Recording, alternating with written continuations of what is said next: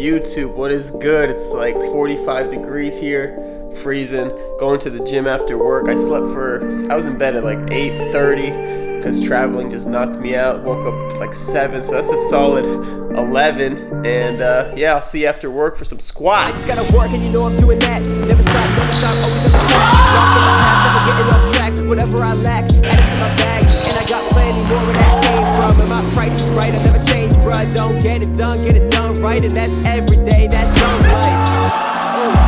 That's the anthem right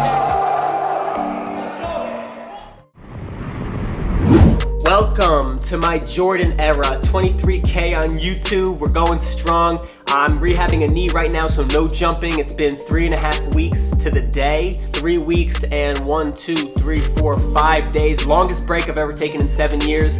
But knee is feeling good, feeling strong, getting it stronger and testing the limits without going over, because I'm learning how to be patient and learning how to build a solid foundation by using every little signal my body is giving me and not overlooking any detail. I think that's really, really significant in long-term progress during the dunk life.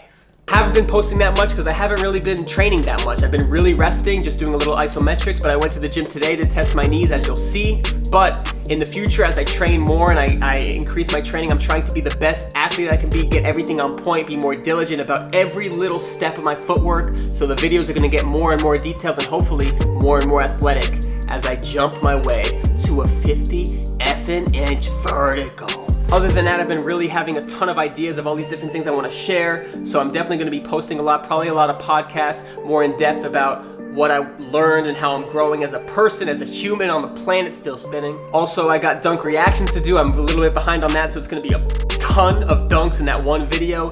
And lastly, doing a little photography, taking those flicks, bro. I'm actually getting pretty good. It's so much fun. It's just another creative thing I love to do. I can't get enough of it. Probably gonna use it in these videos, maybe as a thumbnails, make myself look good. Get those clicks, bro. Flicks for clicks, I like it. All right, next up is Steve post work.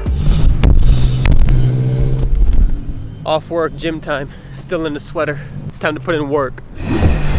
So, still rehabbing my knee. Last time I worked it out though, I could do body squats, no pain. So today I might add weight, and I'm also gonna do some landings, just straight landings, see how my knee can handle it. Let's go steady, and just gonna test it out even more. Keep pushing it.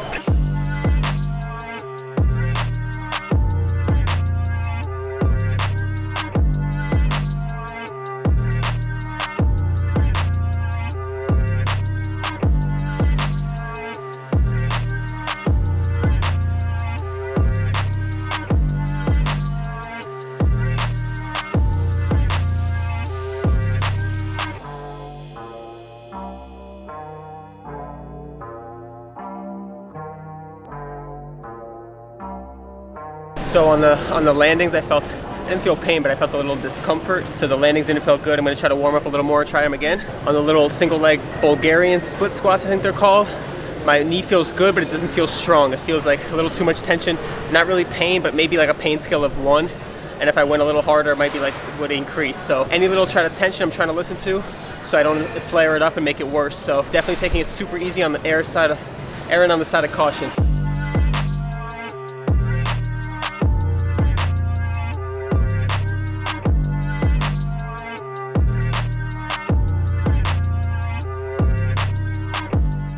Steve here with the voiceover. So now I'm just kind of doing some mobility, testing my knee with these body squats. Whenever I rest, my mobility goes way up, so I definitely have taken that into account and always love the way I feel just trying things after it's been weeks since I've jumped and lifted, because I definitely feel more mobile than ever, and I definitely want to keep that as something that I keep progressing in and not let it fall to the wayside. So just doing squats, I know my back is super rounded, but able to almost go down, fully down as far as I can go with no pain first of all, but also be able to hold it in that position. It's really good for me below parallel, and it's something I'm constantly working on, but I definitely want to put more of an emphasis on to get stronger before I start trying to strength train and do more explosive work. Now I love these single leg pistols on this Bozu ball thing. It really helps the stability of the ankle and feels great. When my knee is healthy, that's my healthy knee, I like to do these with weight, and they're such a good thing to do on an active recovery day.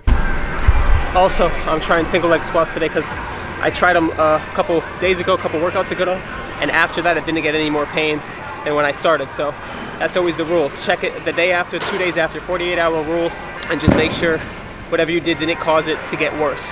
Yes, that's great, Steve. So last time I did these, the day after, 2 days after, did not really get my knee any worse. Actually felt pretty good. So that's why I'm doing them a little bit more, trying to push a little bit more, trying to do some more stabilizing exercises for my knee. And these I'm going really slow on the way down. Now I'm just trying some random single leg stuff just to see how my hamstring's feeling, but basically very controlled on the way down and the way up. Now this is something I learned at ATG. You basically stand on the box. The box is probably not high enough for me, but basically bring your heel down of your, I'm supposed to be doing it on the other leg, but I do both, but you bring your heel down and it's kind of just pumping your quad up, and that's what you want to do when your tendons damage, is really pump up the muscles by doing a ton of reps and not without any weight, super lightweight, and just do a ton of reps to really pump that quad up. I'm not standing that good, but this box is just super flimsy and doesn't really stabilize me, or what's it called, doesn't have a good solid base, so I was falling off the edge. That's why I'm standing back. But besides that, really good exercise to pump up the quad and really get the knees healthy. Next up, I tried some box jumps. This is my good leg. I almost had it, but I wasn't really that close. But I wanted to just push myself because my right leg feels good and I want to get some energy going. But I was jumping with both legs because jumping on a box is pretty little impact, and I really wasn't jumping that hard. This box is pretty low for me. I wasn't pushing that much, probably about 75%, but I just wanted to get some jumps, and every jump I would kind of see how my knee felt. If it felt any weak or anything, tried another stupid single leg and I suck. After doing the body squats and the single leg pistols, my squat form felt really good and my knee felt like it can get stronger with these. So what I did was grab a 15 or 17 pound weight and just did these goblet squats and just repped them out. The one thing to notice is that I started to go a little fast on the way up because I just love exploding and I want to feel like I'm working on my explosiveness, but then I remembered and refocused, aka my meditation kicked in and my patience kicked in, and I went back to slow and methodical because that's what the point of these exercises are. That's the focus should be when you're rehabbing your tendons, is slow, methodical, and really burn out that pump. So that way you're not loading the tendon, because the faster you go, the more load it bears. But you don't have to, you're not just trying to not load it at all. You're just trying to get a good, solid, safe pump with your ankles or quads. What the fuck? All right, so I pushed it enough today. I'm just gonna stretch and see how I feel tomorrow and the next day. Another specific thing I learned about stretching recently is start from your toes, then your ankles, and build your way up when you're stretching your legs. I've also learned to be more in touch with my body, like I mentioned, but what that means is feeling out my muscles and going to a range that I can feel a stretch and not trying to go much further, and really focusing on being able to hold it for that 1.5 to 2 minute mark. But because before I was trying to reach to stretch and really pull my muscles to stretch further, but now I'm just going to the edge of where I feel it, and that's a little more comfortable and allows me to hold it for 1.5 to 2 minutes, which is the most important part, because that's how long it takes to actually develop your muscles into lengthening, because after 45 seconds your muscle fatigues and then the real work starts. But if you don't even make it to that 45-second mark, whatever, you're not going to even produce any stimulus to get longer, lengthy muscles, and that's part of the rest rehab process. Another big revelation I've had while stretching was using my technique of meditation, which is refocusing on my breath, and applying that to my stretching, which has been really beneficial. And this past weekend, 3 days ago, was my best stretch ever, which you could see me doing here. My leg is shaking. But the point is I was trying to breathe deeply and really relax into the stretch, because you can only stretch if your muscles are relaxed, but I wasn't really staying focused. So what I would do is just refocus on my breath, just like I do when I meditate, and this would allow me to keep my breath continuous and keep focused on my muscles and breathing deeply and just really focusing on trying to relax into the stretch, which is something that's really hard for me because I'm so inflexible that everything feels like I'm pushing so hard. But I really have to change that, and the meditation mindset actually has helped that tremendously.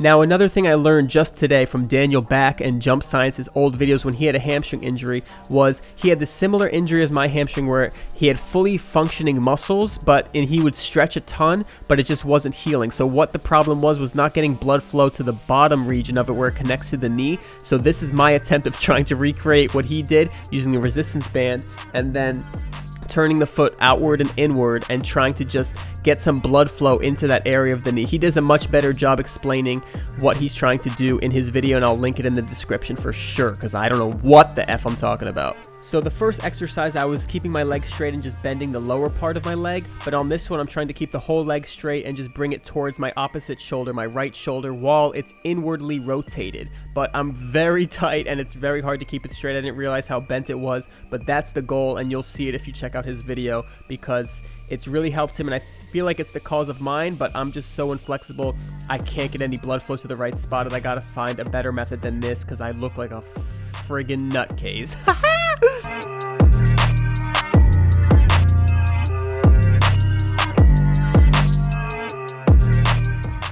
Other than that, I just did a few other stretches, which I probably will make a separate full stretch video while I'm on this downtime, but basically just holding everything for 1:45 to 2 minutes, really focusing on breathing and trying to go deeper every breath, and slowly but surely not pushing myself to the limits, and always staying relaxed and focusing on my breath. Ooh, it's chilly. Everything feels good right now, but I gotta see how it feels tomorrow and the next day, because that's when the pain could set in, because right now it's nice and loose and warm. But other than that, I definitely pushed it today, did more than I've done in a long time. So I'm excited because I had no pain, a little bit of discomfort, but I kept it really easy, and I'm definitely listening to my body, every single detail, every little fiber I'm trying to correct. Even my hamstring's acting up, or it has been acting up, so I'm trying to remedy that while I'm resting. But this rest period has been great for me. I've learned to really listen to my body, and I was really working against myself before this rest period because I had minor injuries, and I was trying to just work through them instead of correcting them, because all these pain signals were a sign of me having something wrong. And by me not addressing them, I was just building on top of them and eventually gonna get injured, and there was no way I was gonna make long-term progress. Take it from me, every little sign of your body, work on it so you can be the best you can possibly be. If you want to know more about being in touch with the universe and more than just your body, yeah, check out my podcast. I have a lot of episodes coming up I really want to get to. One is all about the knee protocol I learned from ATG and what I think about everything knee rehab associated. My birthday just passed last week, so I want to talk about that and this past year, because I feel like I grew a lot mentally, physically. I learned a lot about my body and just being in touch with everything to really use everything I feel to my advantage and not really overlook any little detail, so that way I can build a really solid foundation and make eternal progress. Well, you know what I mean, like try to get that 50 inches vertical. That's the goal. I also have a podcast. I want to talk about the best dunk program. I held a poll on YouTube, and you guys said you wanted to see that over the knee one, so that one's probably going to come first. But what that is basically what I think the best dunk program is, describing what I think the best way to approach dunking is, and I think it's going to be very valuable because you got to do so much research and there's more to a program, and then you can pick a program based on where you're at. But I'm looking forward to sharing that, and yeah, that's pretty much it. Toodaloo.